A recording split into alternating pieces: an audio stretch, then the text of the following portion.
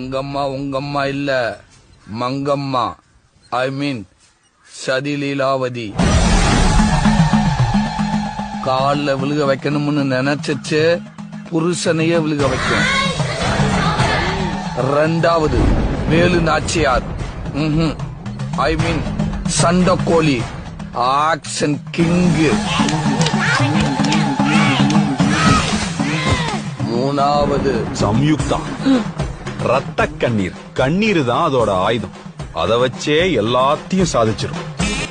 நாலாவது ஜான்சி ராணி, இல்ல உளவுத்துறை. இவங்க எல்லாருக்கும் அட்மின் அதுதான்.